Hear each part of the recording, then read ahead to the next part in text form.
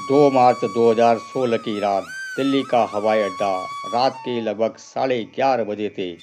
एक निजी विमान उड़ान भरने की तैयारी कर रहा था। विमान के भीतर एक व्यक्ति शांत भाव से अपनी सीट पर बैठा था।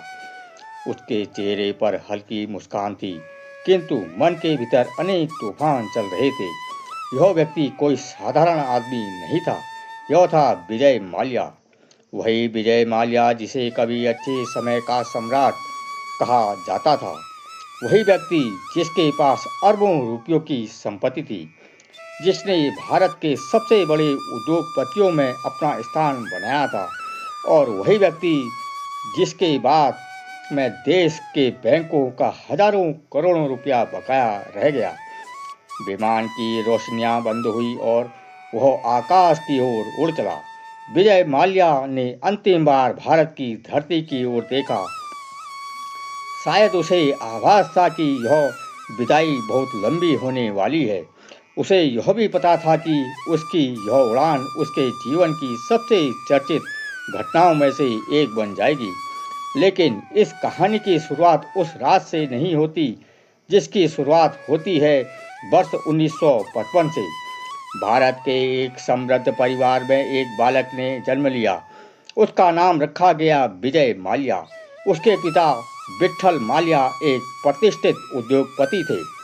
उनके स्वामित्व में यूनाइटेड ब्रुअरीज समूह था, जो मंदिरा और बियर के निर्माण में के लिए प्रसिद्ध था। विजय का बचपन ऐश्वर्य और सुविधाओं के बीच बीता। उसे जीवन में किसी वस्तु का अभाव नहीं था, किंतु बचपन से ही उसके भीतर कुछ बड़ा करने की तीव्र इच्छा थी। वह अपने पिता को व्यापार करते हुए देखता और उनके समान सफल बनने का सपना देखता। एक दिन बालक विजय ने अपने पिता से कहा, पिताजी, एक दिन मैं आपसे भी बड़ा उद्योगपति बनूंगा। विट्ठल माल्या मुस्कुराए और बोले, बेटा, केवल एक बड़ा उद्योगपति बनना पर्याप्त नहीं है। अच्छा और ईमानदार उद्योगपति बनना उससे भी अधिक महत्वपूर्ण है। विजय ने अपनी प्राथमिक शिक्षा कोलकाता के प्रतिष्ठित विश्वविद्यालय ला माल्टिनियर से प्राप्त की। आगे चलकर उसने व्यवसाय प्रबंधन की शिक्षा ग्रहण की। पढ़ाई पूरी होने के बाद उसने अपने पिता के व्यवसाय में रुचि लेनी प्रारंभ कर दी। फिर वर्ष 1983 में अचानक एक ऐसी घटना घटी जिसने उसके जीवन की दिशा बदल दी। उसके पिता विट्ठल माल्या का आकस्मिक निधन हो गया। उस समय विजय की आयु मात्र 28 वर्ष थी। इतनी कम आयु में उसके कंधों पर एक विशाल व्यापारिक साम्राज्य का भार आ गया। बहुत से लोगों को लगा कि इतनी छोटी आयु का युवक इतना बड़ा दायित्व नहीं संभाल पाएगा, किंतु विजय माल्या ने सभी को गलत सिद्ध कर दिया। वह यूनाइटेड ब्रुअरीज समूह का अध्यक्ष बना और उसने पूरे आत्मविश्वास के साथ व्यवसाय की कमान संभाल ली। प्रारंभिक वर्षों में उसने अपने व्यापार को न केवल सुरक्षित रखा बल्कि उसका विस्तार भी किया। विशेष रूप से किंग फ्रेशर और बियर को उसने पूरे भारत में लोकप्रिय बना दिया। धीरे धीरे किंग फ्रेशर देश के सबसे प्रसिद्ध ब्रांडों में गिनी जाने लगी।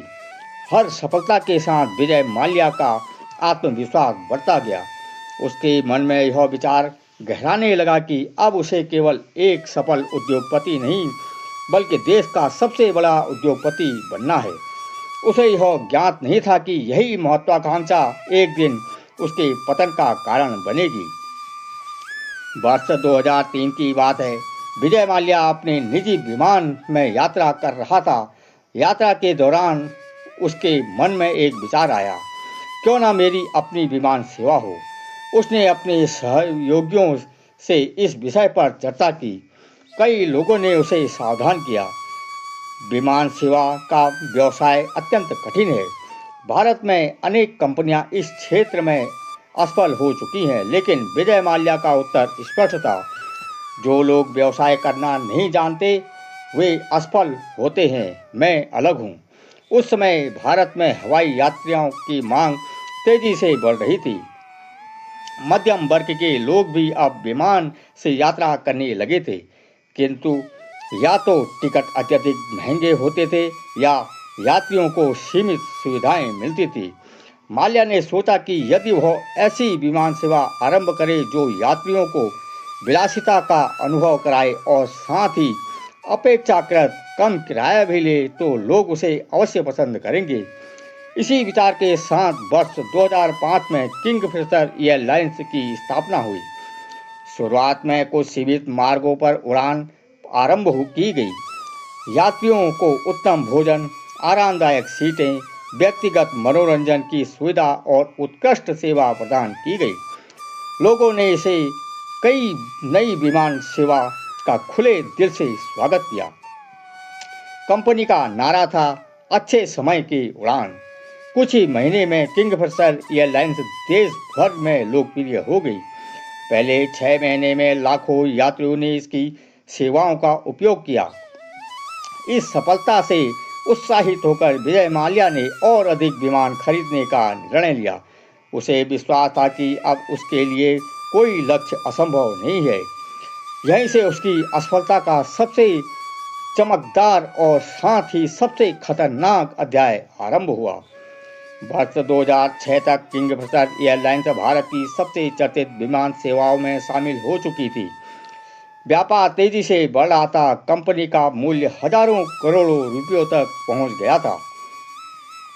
विस्तार के लिए बड़ी मात्रा में धन की आवश्यकता थी, इसलिए विभिन्न बैंकों से ऋण लिया गया। देश के अनेक बड़े बैंकों ने कंपनी को हजारों करोड़ों रुपयों का कर्ज प्रदान किया। जैसे जैसे व्यापार बढ़ा, वैसे वैसे विजय माल्या का वैभव भी बढ़ता गया। उसके पास सैकड़ों विलासितापूर्ण वाहन थे। दुनिया के अनेक देशों में आलीशान भवन थे, निजी विमान थे, खेल टीमों में निवेश था। उसका जीवन किसी राजा से कम नहीं था। उसकी भव्य पार्टियां पूरे देश में चर्चा का विषय बनती थी। अभिनेता, खिलाड़ी, उद्योगपति और अनेक प्रसिद्ध व्यक्तित्व उनमें शामिल होते थे। देश भर में लोग उसे सफलता का प्रतीक मानने लगे थे। लेकिन चमकती हुई इस दुनिया के पीछे एक ऐसा संकट जन्म ले रहा था जिसे बहुत कम लोग देख पा रहे थे। कंपनी की आय बढ़ रही थी, किंतु उसके खर्च उससे भी अधिक गति से बढ़ रहे थे। यही वह बीज था जो आगे चलकर एक विशाल संकट का वृक्ष बनने वाला था। किंगफिशर एयरलाइंस की प्रारंभिक सफलता ने विजय माल्या का आत्मविश्वास कई गुना बढ़ा दिया था। उसे विश्वास हो गया था कि वह भारतीय विमानन उद्योग का निर्विवाद सम्राट बन सकता है। जहां दूसरे उद्योगपति जोखिम उठाने से पहले कई बार सोचते थे, वहीं माल्या हर चुनौती को अवसर मानता था। उसने अपनी विमान सेवा का विस्तार तेजी से करना शुरू कर दिया। नए विमान खरीदे गए, नए मार्ग शुरू किए गए और यात्रियों को आकर्षित करने के लिए अत्यधिक सुविधाएं दी जाने लगी। विमान में भोजन से लेकर मनोरंजन तक हर सुविधा सर्वोच्चम रखने का प्रयास किया गया। लेकिन इस चमक दमक के पीछे एक कठोर सच्चाई छिपी हुई थी। हर उड़ान पर कंपनी का खर्चा उसकी आय से अधिक था। यात्रियों को आकर्षित करने के लिए टिकटों के मूल्य अपेक्षाकृत कम रखे गए थे, जबकि सुविधाओं पर भारी धन खर्च किया जा रहा था। इसका परिणाम यह हुआ कि कंपनी की आय और व्यय के बीच का अंतर लगभग बढ़ता गया। वर्ष 2007 में विजय माल्या ने एक और बड़ा निर्णय लिया। उसने एयर डेक्कन नामक कम लागत वाली विमान सेवा का अधिग्रहण कर लिया। यह कंपनी पहले से ही आर्थिक कठिनाइयों से जूझ रही थी। जब निवेशकों ने पूछा कि घाटे में चल रही कंपनी को खरीदने का क्या कारण है, तब माल्या ने उत्तर दिया, मैंने कंपनी नहीं खरीदी, मैंने बाजार में अपनी हिस्सेदारी खरीदी है। उस समय यह उत्तर बहुत प्रभावशाली लगा, लेकिन आने वाले वर्षों में यही निर्णय सबसे बड़ी भूलों में गिना जाने लगा। एयर डेक्कन के अधिग्रहण के बाद किंगफिशर एयरलाइंस का आकाश तो बढ़ गया, किंतु उसके साथ साथ समस्याएं भी कई गुना बढ़ गई। अब कंपनी पर विमानों का खर्चा, कर्मचारियों का वेतन, रखरखाव, ईंधन और ऋण का बोझ पहले से ही कई अधिक हो गया था। इन सब के बावजूद विजय माल्या विस्तार की गति कम करने को तैयार नहीं था। उधर बैंक लगभग ऋण देते जा रहे थे। बड़े नाम और चमकदार छवि के कारण किसी को भी तत्काल संकट दिखाई नहीं दे रहा था, लेकिन धीरे धीरे कर्ज का पहाड़ खड़ा होने लगा। वर्ष 2008 में पूरी दुनिया आर्थिक मंदी की चपेट में आ गई। वैश्विक वित्तीय संकट का प्रभाव भारत पर भी पड़ा। हवाई यात्राओं की संख्या कम होने लगी और ईंधन की कीमतें बढ़ गई। यह समय किसी भी विमान सेवा के लिए कठिन था। जहां अन्य कंपनियां अपने खर्चा कम करने का प्रयास कर रही थी, वहीं किंगफिशर एयरलाइंस पहले से ही भारी कर्ज के बोझ तले दब चुकी थी। कंपनी को हर महीने करोड़ों रुपयों का नुकसान हो रहा था। कुछ अधिकारियों ने स्थिति की गंभीरता को समझ लिया था। उन्होंने चेतावनी दी कि यदि तत्काल कठोर कदम नहीं उठाए गए तो कंपनी को बचाना कठिन हो जाएगा, लेकिन तब तक बहुत देर हो चुकी थी। वर्ष 2010 में यह बात सार्वजनिक हो गई कि किंगफिशर एयरलाइंस पर हजारों करोड़ों रुपयों का कर्ज है। समाचार पत्रों और समाचार चैनलों ने इस विषय पर चर्चा शुरू कर दी। निवेशकों का विश्वास डगमगाने लगा। कंपनी के शेयर लगातार गिरने लगे। बैंकों ने अपने पैसे वापस मांगना शुरू कर दिया। इसके बाद समस्याओं की श्रृंखला आरंभ हो गई। कई महीने तक कर्मचारियों को वेतन नहीं मिला। पायलटों, अभियांत्रिकों और विमान परिचालकों ने विरोध प्रदर्शन शुरू किया। ईंधन आपूर्ति करने वाली कंपनियों ने भुगतान न मिलने के कारण ईंधन देना बंद कर दिया। कर विमान ने कंपनी के खाते पर रोक लगा दी। नागरिक उड्डयन महानिदेशालय ने सुरक्षा संबंधी चिंताओं के कारण नोटिस जारी किया। किंगफिशर एयरलाइंस का संचालन धीरे धीरे ठप होने लगा।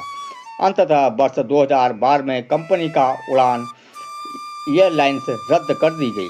यह वह क्षण था जब कभी आसमान पर राज करने वाली विमान सेवा पूरी तरह जमीन पर आ गिरी।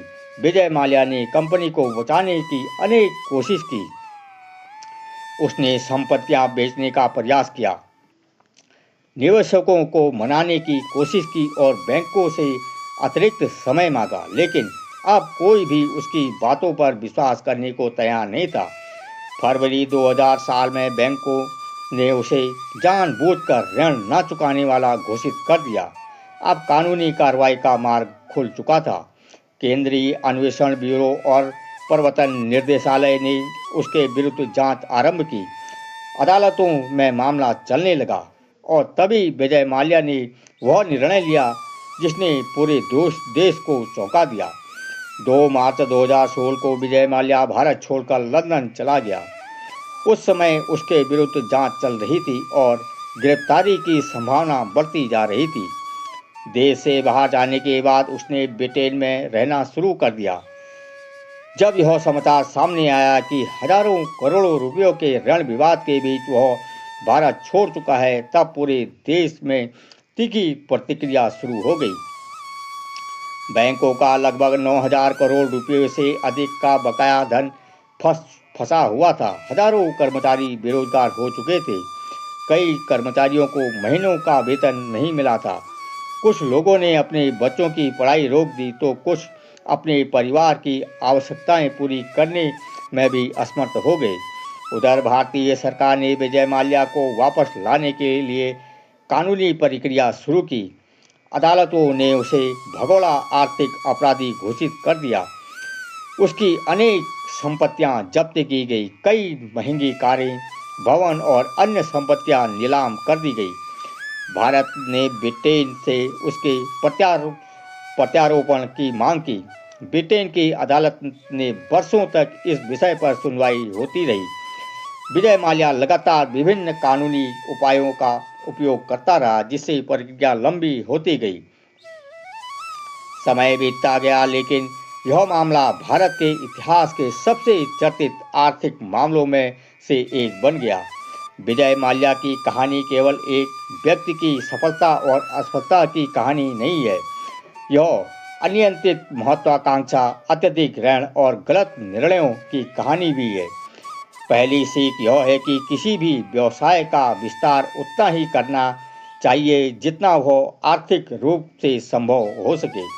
दूसरी सीख यह है कि केवल बाहरी चमक दमक देखकर किसी व्यक्ति या संस्था की वास्तविक स्थिति का अनुमान नहीं लगाया जा सकता है। तीसरी सीख यह है कि ऋण लेना आसान है, लेकिन उसे समय पर चुकाना ही वास्तविक उत्तरदायित्व है। चौथी सीख यह है कि सफलता के समय विनम्रता और सावधानी बनाए रखना उतना ही आवश्यक है जितना संघर्ष के समय साहस बनाए रखना। विजय माल्या कभी भारत के सबसे चर्चित उद्योगपतियों में से गिने जाते थे। उनकी पार्टियां, उनके विमान, उनकी खेल टीमें और उनका वैभव लोगों को आकर्षित करते थे, लेकिन इतिहास ने यह भी दिखाया कि यदि निर्णय विवेकपूर्ण ना हो तो सबसे ऊंची उड़ान भरने वाला व्यक्ति भी एक दिन धरती पर आ गिरता है। यही कारण है कि विजय माल्या की कहानी आज भी व्यापार, वित्त और नेतृत्व की दुनिया में एक महत्वपूर्ण उदाहरण के रूप में याद की जाती है। एक ऐसे व्यक्ति की कहानी जिसने शिखर भी देखा और पतन भी। तो दोस्तों, यह थी आज की वीडियो। आपको कैसे लगी हमें कमेंट बॉक्स में ज़रूर बताइए। अगर हमारी यह वीडियो आपके दिल को छू गई है तो हमें अवश्य इस बारे में जानकारी दें। आप लोगों ने इतना समय दिया वीडियो देखने के लिए, इसका तहे दिल से आपका शुक्रगुजार करते हैं। दोस्तों, इसी प्रकार की वीडियो देखने के लिए आप हमारे चैनल को सब्सक्राइब करना ना भूलें। तब तक लेते हैं आपसे विदा एक अन्य वीडियो के साथ। जय सिया राम, हर हर महादेव।